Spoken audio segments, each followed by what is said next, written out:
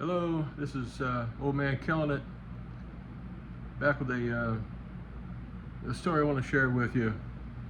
I was talking to a fella here in my community a couple of days ago, and he was telling me about he'd been sick a little bit lately, and he's kind of concerned down the road about taking care of himself.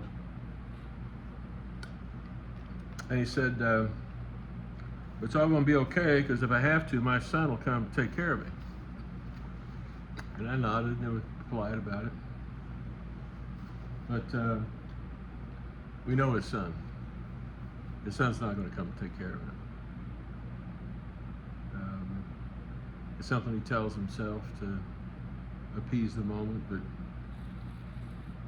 but I thought about it a lot, and I thought, there's a number of things that we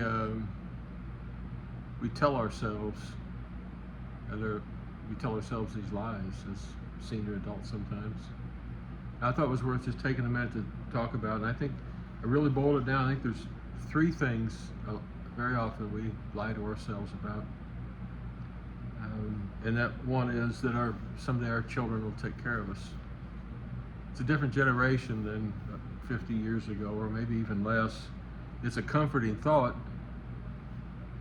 We imagine our kids stepping in, taking care of us, helping us around the house, getting us back and forth to our doctor appointments, making a place in their home for us, being there for us throughout the last quarter of our lives.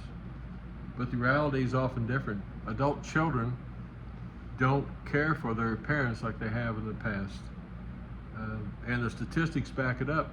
There's only roughly 10% of adults in the U.S. that are currently caregivers for a parent 65 or older. Only about 10%.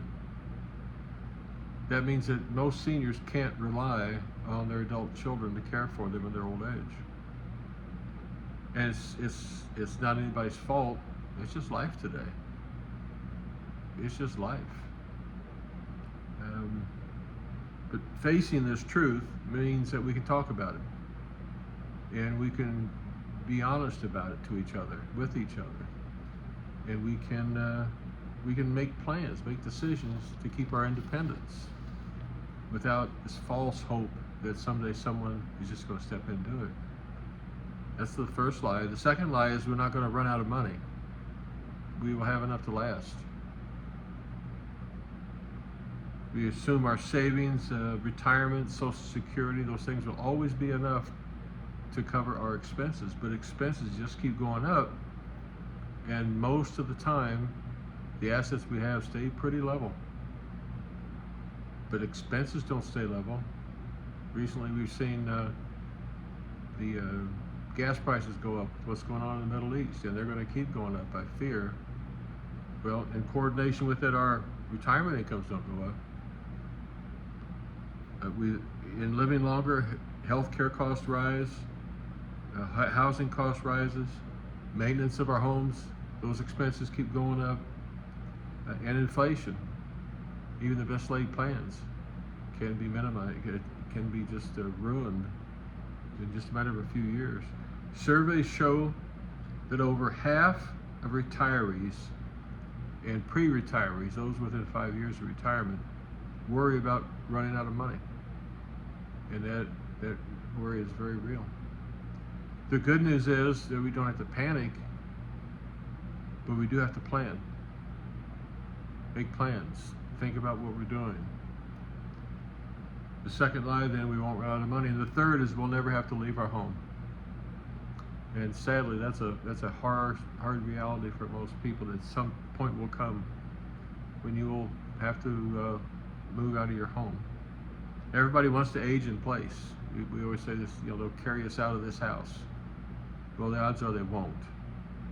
You will have to move somewhere else for most of us in our lifetime.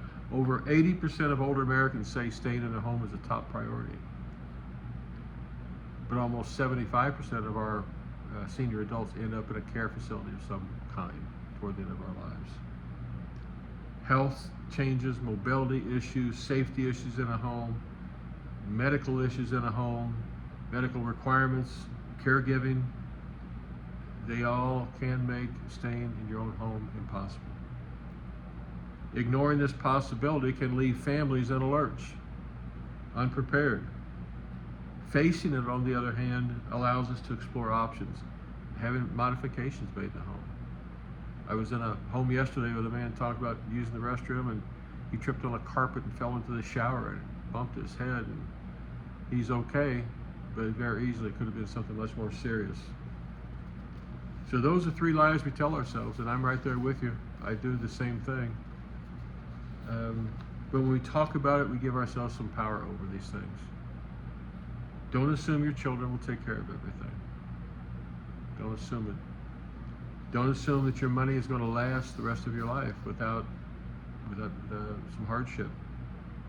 And don't always assume you'll be able to stay in your home. Plan ahead. Make plans. Acknowledging these truths doesn't make us pessimistic. It makes us realistic, and realism is empowering.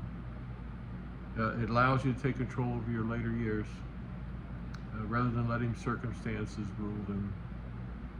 Thanks for listening. If this resonates, do me a favor and like and subscribe. And talk about this with your spouse, with your friends, with your neighbors. Truth truly does give us freedom. And the truth about these three issues can help establish you for the rest of your life. I'm Robert. This is Getting Old in America. I'm old man killing it, and look forward to talking to you next time.